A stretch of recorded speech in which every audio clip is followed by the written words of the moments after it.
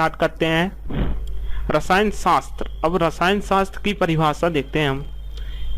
रसायन शास्त्र वह शाखा है जहाँ पर हम किसी पदार्थ के संगठन, उसकी संरचना और उसमें होने वाले परिवर्तनों का अध्ययन करते हैं, जैसे क्रिया, अभिक्रियाएं आदि। अब केमिस्ट्री शब्द कहाँ से आया?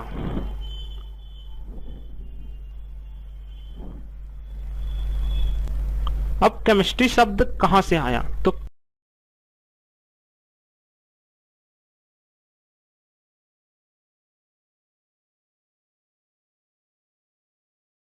केमिस्ट्री शब्द की उत्पत्ति प्राचीन मिस्र की भाषा के शब्द कीमिया से हुई थी।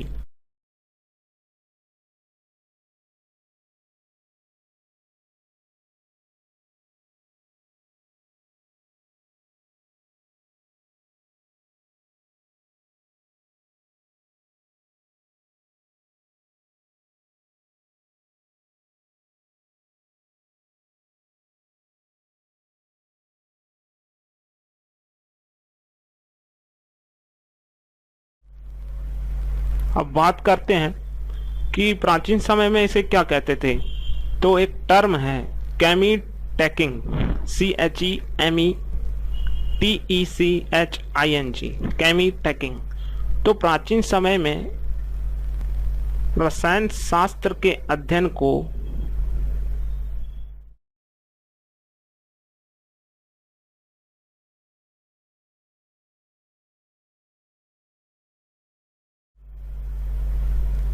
केमी टेकिंग कहा जाता था।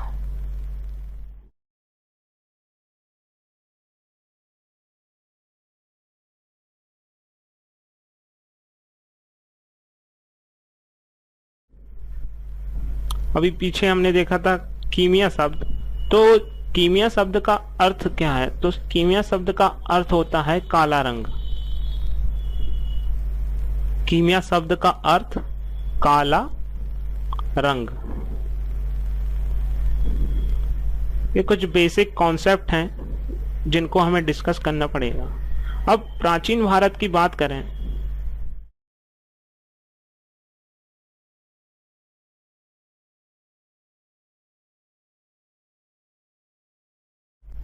प्राचीन भारत में रसायन शास्त्र के क्षेत्र में कई कार्य हुए।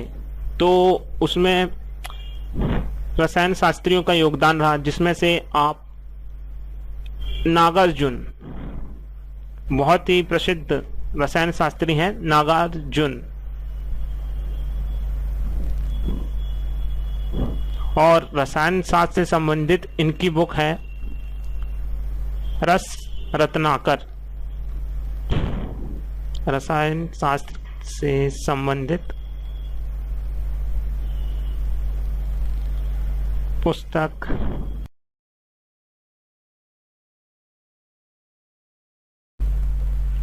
रस रत्नाकर।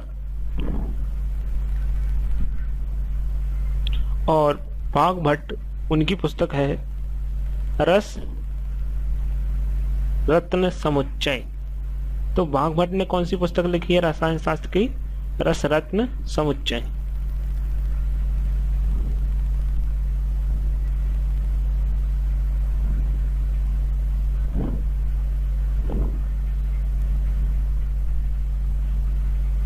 अब इसमें सबसे महत्वपूर्ण है जो केमिस्ट्री शब्द कहाँ से आया। तो केमिस्ट्री शब्द आपकी प्राचीन मिस्र की भाषा कीमिया से आया था।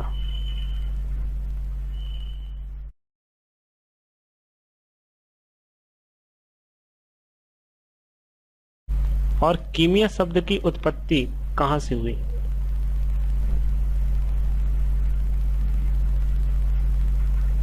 और प्राचीन भारत के रसायन शास्त्र नागार्जुन।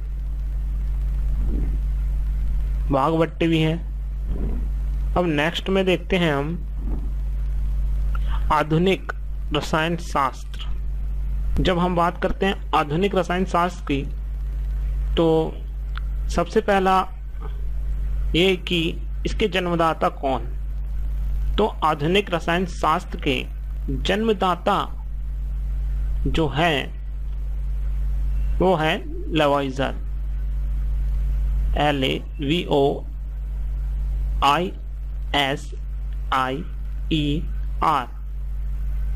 तो लेवाइजर जिन्होंने रसायन शास्त्र केमिस्ट्री में बहुत महत्वपूर्ण योगदान दिया,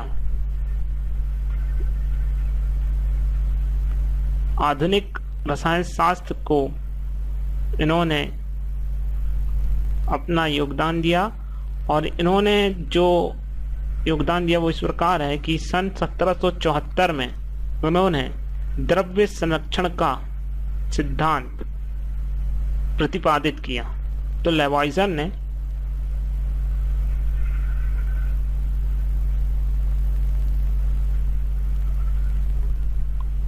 द्रव्य संरक्षण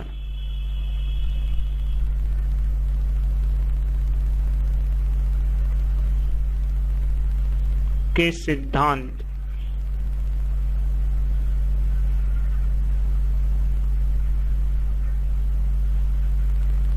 को प्रतिपादित किया। तो ये बहुत महत्वपूर्ण है। अगर क्वेश्चन आएगा कि द्रव्य संरक्षण का सिद्धांत किसका है, तो आपको लेवाइजर लगाना पड़ेगा।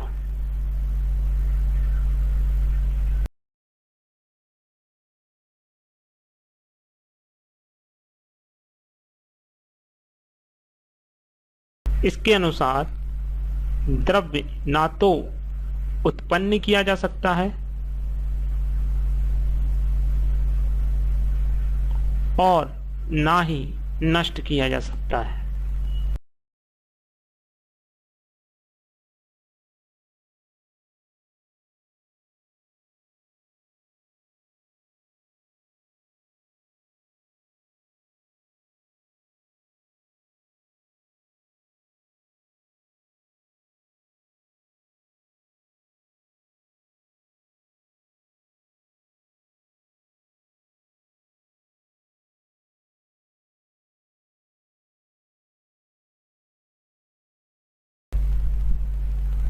इसके अतिरिक्त इन्होंने हाइड्रोजन गैस बनाने की विधि का आविष्कार किया था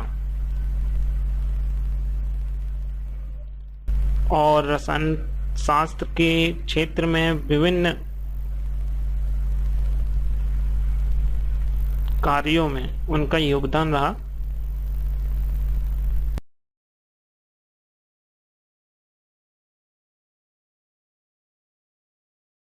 अब इनको याद करने की एक ट्रिक है कि केमिस्ट्री दो लवर्स के बीच अच्छी होती है। तो केमिस्ट्री को आपने रिलेट किया लव से और लव से हुआ लेवाइजर। तो केमिस्ट्री के जो जन्मदाता है वो आपको याद रखना पड़ेगा लेवाइजर।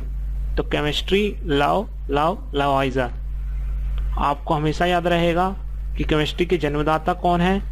तो आप बिना किसी परेशानी के बता सकते हैं कि केमिस्ट्री के जन्मदाता लेवाइजर हैं। ये थे केमिस्ट्री के जन्मदाता लेवाइजर, आधुनिक रसायन शास्त्र के जन्मदाता। अब आगे देखते हैं भौतिक रसायन। अब भौतिक रसायन फिजिकल केमिस्ट्री। फिजिकल केमिस्ट्री में हम रासायनिक अभिक्रियाओं के नियम और उनके सिद्धांतों का अध्ययन करते हैं। तो रासायनिक अभिक्रियाएं, chemical reactions and laws of reactions. तो जो भी केमिकल रिएक्शन होती हैं उन सब के नियम और जो भी सिद्धांत हैं वो फिजिकल केमिस्ट्री के अंदर आते हैं। ये तो बात हो गई भौतिक रसायन की परिभाषा और इसमें होने वाले अध्ययन की। अब बात करते हैं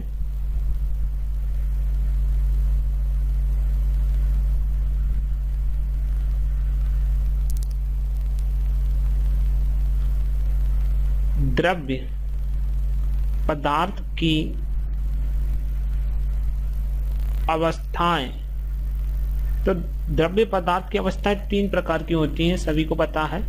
जो सामान्य अवस्थाएं हैं ठोस, द्रव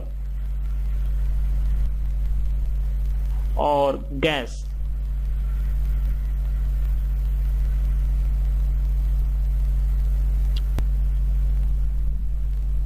मुख्य अंतर है अंतरा आणविक बल। तो ठोस का अंतरा आणविक बल पृथक्कारी बल से अधिक होता है। यह इतना अधिक होता है कि जो ठोस के अणु हैं वह सघन होते हैं और एक क्रिस्टल के रचना में पाए जाते हैं। तो क्रिस्टलीय स्ट्रक्चर अगर किसी का होता है तो वो ठोस का होता है। अब बात हम द्रव की करें, लिक्विड, तो लिक्विड में जो आपका लिक्विड है उसमें अंतरा आणविक बल पृथक्कारी बल से कुछ ज्यादा होता है। इतना अधिक नहीं होता कि यह क्रिस्टल के फॉर्म में रहे। जो आपका पृथक्कारी बल है वो थोड़ा कम होता है, जिससे लिक्विड आपका फैल सकता है और किसी भी पात्र में समा जाता है। जबकि गैस की बात करें तो इसका अंतरा आणविक बल कम होता है पृथक्कारी बल से, तो इसके अणु एक दूसरे को रिपल करते हैं और दूर दूर चले जाते हैं, जिसके कारण आपका गैस उसका कोई निश्चित आयतन आकार नहीं होता।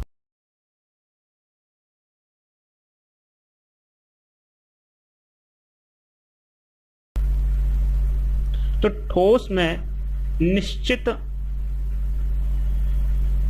आयतन और आकार होता है और इसका घनत्व अधिक होता है।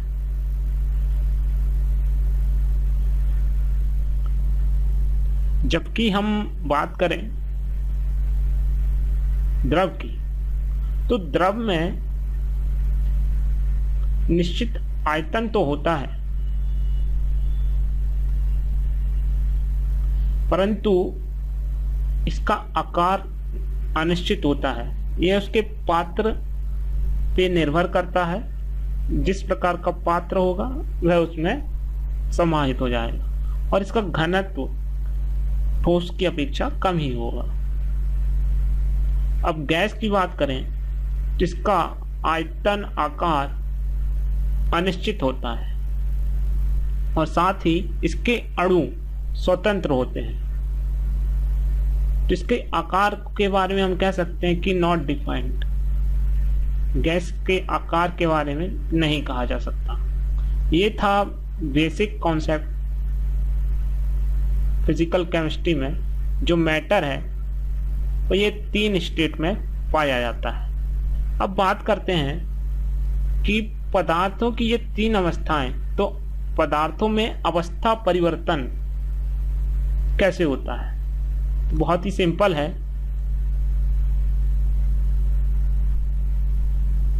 जो कब पदार्थों में अवस्था परिवर्तन है, ठोस अवस्था से द्रव अवस्था, द्रव अवस्था से गैस, तो ठोस द्रव, द्रव से गैस, ये कब होगा? जब हम गर्म करेंगे। और गैस से द्रव और द्रव से ठोस, ये ठंडा करने पर। तो रिपीट करते हैं हम, ठोस को गर्म किया तो आपका बना द्रव, और द्रव को गर्म करने पर आपकी बनी गैस, और गैस को ठंडा करेंगे तो आपका द्रव बनेगा, और द्रव को ठंडा करने पर ठोस। अब एक नोट है,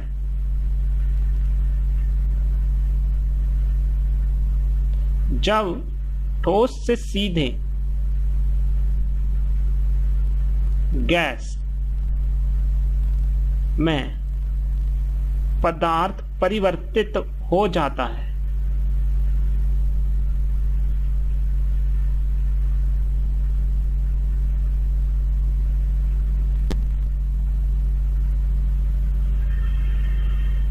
तो उसे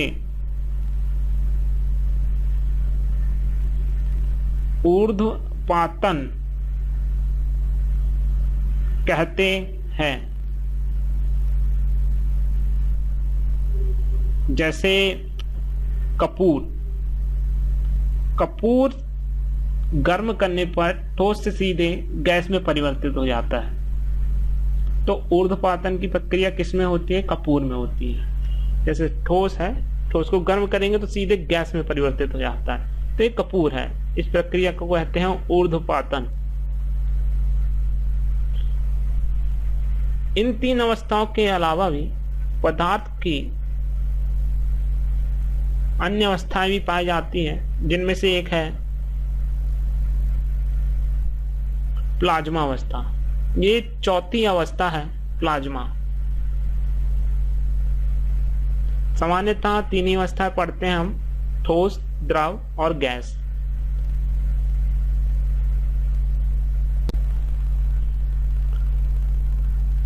रासायनिक आधार पर पदार्थ देखते हैं हम। अब रासायनिक आधार पर जो पदार्थ है, यानी उसका जो संगठन है, वो किन अणुओं से मिलकर बना होता है, उसमें किस तरह के परमाणु है, तो उसके आधार पर पदार्थ को तीन भागों में बांटा गया है। जो आपका मैटर है वो by chemical basic, on the base of chemical,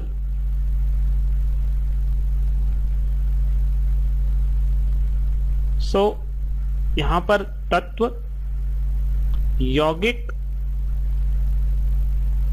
और मिश्रण, रासायनिक आधार पर ये तीन भाग में बांटा जा सकता है। तो सबसे पहला है तत्व, एलिमेंट, और सेकंड है कंपाउंड, यौगिक, और तीसरा है मिक्सचर, जिसको हम मिश्रण कहते हैं। तो ये तीन हो गए रासायनिक आधार पर क्लासिफाइड। अब तत्व जो है वह तत्व एक ही प्रकार के परमाणु से मिलकर बना होता है। सरलतम शब्दों में तत्व एक ही प्रकार के परमाणु से मिलकर बना होता है।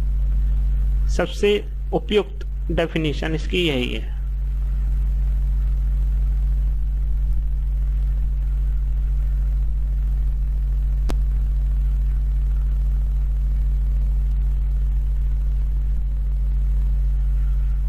अब बात करते हैं यौगिक की। जो यौगिक है वो भिन्न परमाणुओं के एक निश्चित अनुपात में संयोग करने से बनता है।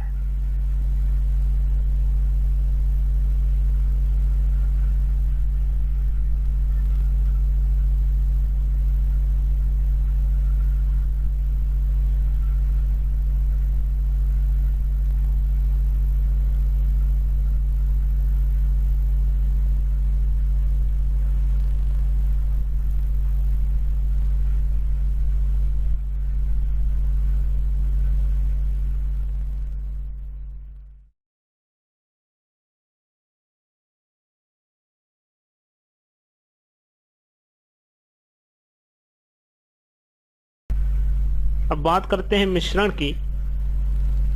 तो मिश्रण विभिन्न प्रकार के अणुओं या फिर कहिए यौगिक तत्व, यानी इसमें कुछ डिफाइन नहीं रहता, तो कई प्रकार के पदार्थ के अनिश्चित अनुपात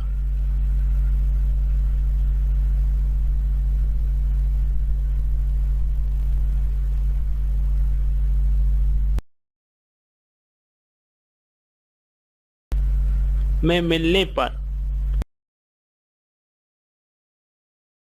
बनता है। तो ये तीन थे, तत्व, यौगिक और मिश्रण, जिसमें मिश्रण का क्या होता है कि कोई निश्चित गुण नहीं होता।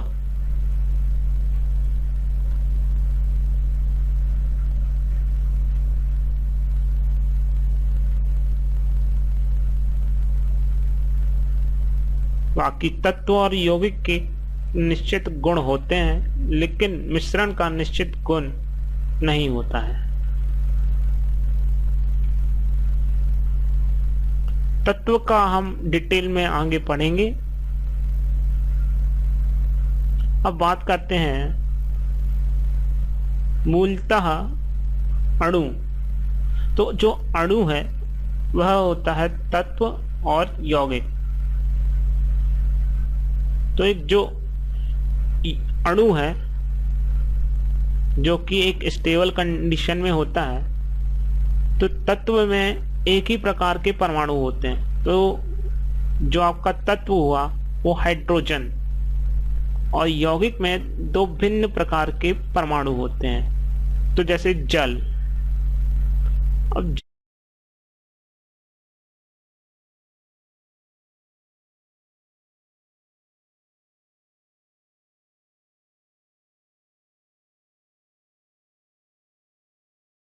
कुछ ऐसी होती है, एक हाइड्रोजन का इलेक्ट्रॉन, एक हाइड्रोजन का इलेक्ट्रॉन, तो हो गया H2। और जल में दो हाइड्रोजन के इलेक्ट्रॉन और दो ऑक्सीजन के इलेक्ट्रॉन, इस प्रकार से H2O। अब बात करते हैं तत्व के उदाहरण। क्लोरीन, ऑक्सीजन, नाइट्रोजन, इन सभी में एक ही प्रकार के परमाणु से मिलकर बने हुई गैसें हैं ये। ऐसी ही अब यौगिक की बात करें तो इसमें जितने भी अणु हैं उनमें दो तत्व मिलेंगे, NaCl सोडियम क्लोराइड, जिसको हम नमक कहते हैं साधारण भाषा में, टेबल सॉल्ट, और मीथेन CH4, प्राकृतिक गैस में जिस सर्वाधिक पाई जाती है CH4 मीथेन। अब मिश्रण की बात करें तो मिश्रण मुख्यतः इसमें दो तरह के पाए जाते हैं। तो विभिन्न कणों से मिलकर बना होता है आपका मिश्रण। तो ये एक प्रकार का विलयन होता है। अब ये दो प्रकार का होता है, समांगी विलयन, विलयन यानी सॉल्यूशन, इसको हम बोलते हैं होमोजीनियस सॉल्यूशन, यानी इसमें किसी एक पार्ट को लिया जाए तो उसका गुण या कहें तो एक सार पता चलता है। लेकिन विषमांगी विलयन में हेट्रोजीनियस इसको कहते हैं। तो विषमांगी विलयन में आपका गुणधर्म पालन नहीं करता। होमोजीनियस में सभी जगह एक सा रहता है विलयन, और विषमांगी विलयन में इसमें भिन्नता पाई जाती है। नेक्स्ट पार्ट में हम देखेंगे परमाणु सिद्धांत, एटॉमिक थ्योरी।